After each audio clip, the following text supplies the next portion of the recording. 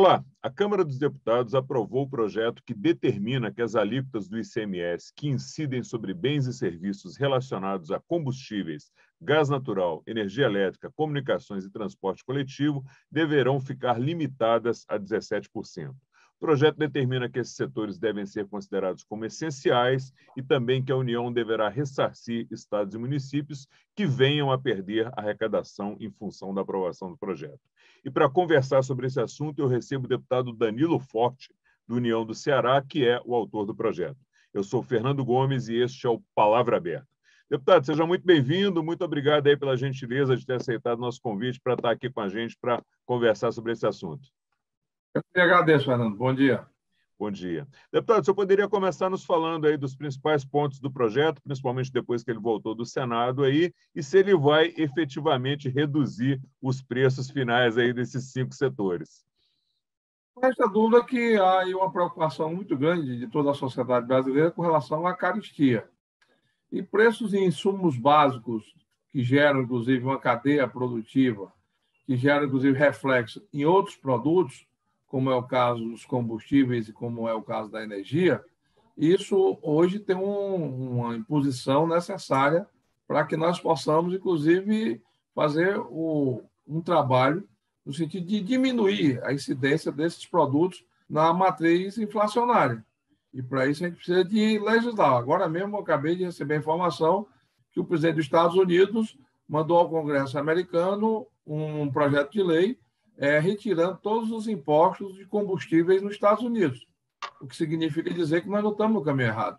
Reduzir imposto significa deixar mais dinheiro na mão do consumidor, combater a inflação e, ao mesmo tempo, fazer um programa de distribuição de renda, na medida em que as pessoas estão transferindo os seus recursos, dos seus salários ou dos seus benefícios para pagar impostos, para pagar tributos. Então, não adianta ter governo rico e o povo pobre. Você tem que dar condição para o povo poder viver. E quando você chegar ao caso, em alguns estados do Brasil, de pagar 34% do valor da gasolina em ICMS, isso é uma aberração. A primeira luta política do Brasil contra impostos foi a do quinto e era 20%. Hoje nós agora estamos tratando de 34%, mais do que um terço. Então, eu acho que o projeto de lei foi muito bem aceito pelo Congresso Nacional e agora fazer valer. Para fazer valer, é necessário que o presidente primeiro dê a sanção. A expectativa é que essa sanção saia hoje, para que o presidente possa assinar, e dar vigência ao projeto de lei, e automaticamente isso já entra na nova composição dos preços da energia, dos combustíveis, da telefonia celular e dos transportes públicos, e também do gás natural. Então, eu acredito que a gente possa avançar a partir do momento que você tem a lei. E tendo a lei, quem não cumpre a lei deve ser punido no rigor da lei. Então, os governantes que boicotarem a lei nos seus estados responderão por improbidade administrativa. E os comerciantes que sabotarem ou sonegarem o alcance que a lei pode ter, deverão também cometer crime por evasão fiscal ou por abuso de poder econômico. E também vão ser punidos na mesma legislação. Nós, inclusive, estamos fazendo um trabalho junto aos postos de gasolina, junto aos PROCONs, ao Ministério Público, para que todo mundo fique antenado exatamente na busca da cobrança da efetivação de uma lei que pode beneficiar o consumidor. Não é fácil defender o consumidor no Brasil, é muito difícil. Os lobbies são muito fortes, mas agora a gente enfrentou e, pelo menos do ponto de vista legal, nós temos hoje uma lei que nos protege. Deputado, falando aí do setor de combustíveis, que acho que talvez seja o mais sensível, não se corre o risco de que, se o preço do barril de petróleo continuar subindo e se o dólar continuar subindo, de alguma forma esse movimento ele anule, pelo menos em parte, essa redução do ICMS? Para os combustíveis, não seria mais importante mudar a política de preço da Petrobras do que trabalhar nos impostos? Porque a política de preço da Petrobras ninguém muda por lei, Não é o Congresso Nacional que vai mudar a política de preço da Petrobras, porque senão você cria insegurança jurídica. As empresas são autônomas. Então, você não pode transferir para o Congresso Nacional querer que a gente imponha qual vai ser a taxa de lucro da Petrobras. A gente pode impor regras, inclusive com a base da Petrobras de transparência, como nós fizemos no 3766 que nós votamos, mas impor margem de lucro ou impor a prioridade de investimento da Petrobras nós não podemos fazer, nem de nenhuma outra empresa. Agora, no que diz respeito ao nosso papel legislativo, nós estamos cumprindo. E eu acho que o mais sensível não é no combustível, porque nem todo mundo tem carro. O mais sensível vai ser na conta da energia, porque na conta da energia, 98% da família brasileira paga uma conta de energia. Então, no final do mês, você vai ter a diferença.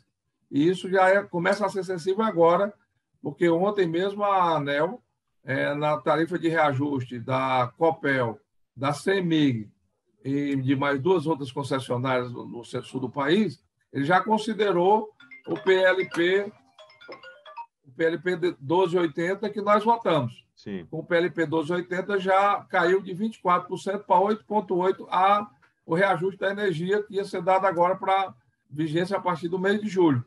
E o diferencial, nós inclusive vamos tirá-lo no momento em que o PLP 18 entrar em vigência. Então, acredito eu que, com relação aos aumentos da energia, nós vamos conseguir neutralizá-los. E aqueles que já foram dados, inclusive hoje mesmo, estou entrando com um requerimento junto à mesa da Câmara para interceder junto à ANEEL para rever os aumentos que foram dados para o estado do Ceará, de Sergipe, da Bahia e de Pernambuco. Então, acho que aí a gente vai ter um ganho, de fato, mais consistente. E no combustível tem a questão internacional que nós não temos controle sobre ela. É lógico que reduzir imposto, você reduz preço. Né? 18% de 100 é 18, mas 18% de 200 já é 36. Então, há, de fato, um ganho com relação a essa questão, e é por isso que os estados brasileiros estão com tanto dinheiro no caixa. E a gente trabalhou exatamente no sentido, inclusive, de dar e garantir uma transição para que haja um conforto e para que não haja nenhuma sabotagem com relação à aplicação da lei pelos governos estaduais. Ok. Deputado, outro ponto importante também foram as emendas, né, que garantem aí a complementação dos percentuais mínimos em saúde, educação, incluindo o Fundeb, né, que é a principal fonte do ICMS. Só poderia explicar para a gente como é que ficou esse ponto aí? Uma redundância, porque quando a gente fez a transição, já antevendo a possibilidade de queda da arrecadação do ICMS, e quando, inclusive, garantiu que todos os estados endividados pudessem abater nas suas dívidas com o governo federal, a gente, dentro desse conjunto do ICMS, tem um quarto que é educação, tem 18% que é saúde, tem a parte da segurança, tem a parte que é folha de pagamento. Então, tudo já estava incluso dentro da queda do total do ICMS, né, da arrecadação. Sim. Mas, para dar mais conforto e dar mais segurança, nós acatamos uma emenda que foi feita no Senado, no sentido de dar a garantia da reposição integral no que diz respeito à parte cabível à educação e à saúde durante o período da transição. Então, eu acho que isso aí foi uma questão redundante só para apenas facilitar, né, e dar um embasamento político maior para a aprovação da matéria. Mas, do ponto de vista técnico, já estava incluso, inclusive, na possibilidade da queda da arrecadação total do ICMS. Eu, particularmente, não acredito em queda total de ICMS. Pelo contrário, eu acho que mudam as fontes de arrecadação. Deixa de pagar no posto, deixa de pagar na conta da energia, deixa de pagar na conta do telefone celular, mas aí vai aumentar o supermercado, vai fazer um tratamento de saúde, comprar um remédio, vai comprar um caderno, um livro para o filho, e esse dinheiro termina retornando por outras fontes. Foi o que aconteceu, inclusive, no Bolsa Família. Muitos se diziam que o Bolsa Família ia quebrar o país, e ninguém tinha condições de sustentar o Bolsa Família, e em 90 dias tinha aumentado a arrecadação do município, dos estados e da União. Então, isso significa dizer, e fica muito claro, que para isso precisa apenas ter a boa vontade e a compreensão de que baixar impostos é bom para a família brasileira.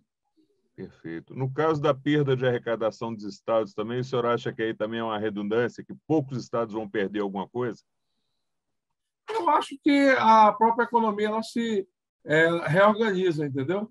Então, rapidamente, essas fontes elas vão se modificando à medida em que a própria economia não para. Né? O dinheiro não vai evaporar. Né? O dinheiro ele vai continuar circulando. E no momento crítico que nem esse, que as pessoas estão com dificuldade de garantir o sustento, a comida, no momento difícil que nem esse, que as pessoas estão precisando de apoio para poder sobreviver, a gente tem a certeza de que essa questão será superada rapidamente, até porque a economia brasileira, apesar de todos os desastres, de todas as dificuldades, está crescendo. Né? O setor de exportação de alimentos com essa guerra da Ucrânia e da Rússia fez aumentar a exportação. Né?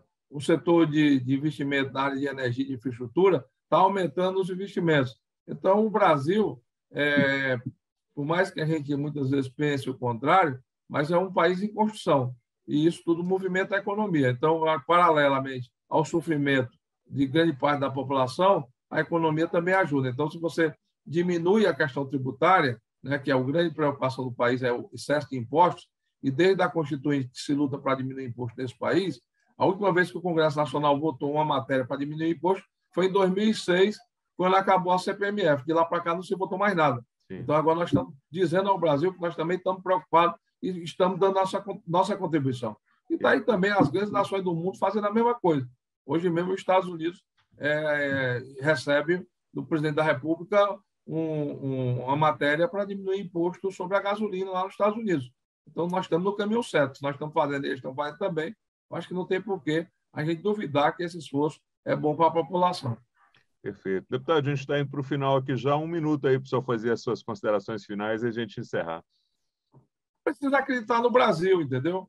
Eu acho que muitas vezes a gente fica muito descrente e a torcida do contra é muito grande.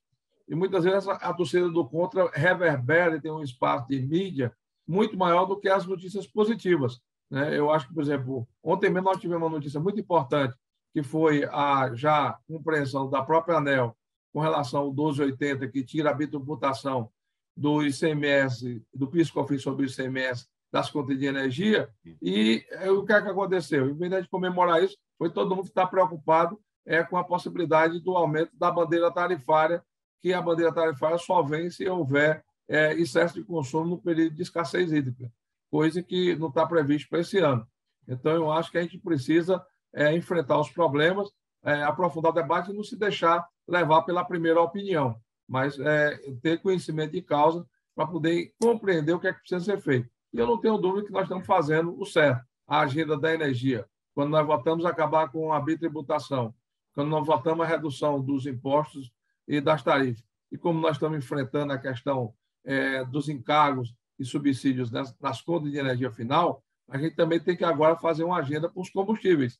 E na agenda dos combustíveis, tanto o PLP 18, que enquadra no 17%, como também agora a questão dos biocombustíveis, o fortalecimento daquilo que é uma vocação do Brasil, tanto o álcool anidro, como o etanol e como o biodiesel, são importantes, inclusive, até para aumentar, né, a soberania nacional e diminuir a dependência dos derivados de petróleo a nível internacional. Então, essa agenda do que nós estamos enfrentando agora a partir dessa semana também vai ser positiva para que a gente dê uma resposta final e, se Deus quiser, a partir do próximo mês, a gente já entra num novo ciclo, inclusive comparativo, com relação aos alcances que essas medidas estão sendo tomadas hoje. Ok, deputado, muito obrigado por estar aqui com a gente, obrigado pelos esclarecimentos prestados aí, seja sempre muito bem-vindo aqui ao Palavra Aberta. Obrigado, eu que agradeço. Obrigado. Eu conversei com o deputado Danilo Forte, do União do Ceará, sobre o projeto de lei que determina que as alíquotas do ICMS sobre bens e serviços relacionados a combustíveis, gás, energia, comunicações e transporte deverão ficar limitadas a 17%. A você que nos acompanha, muito obrigado pela sua audiência, um forte abraço e até a próxima.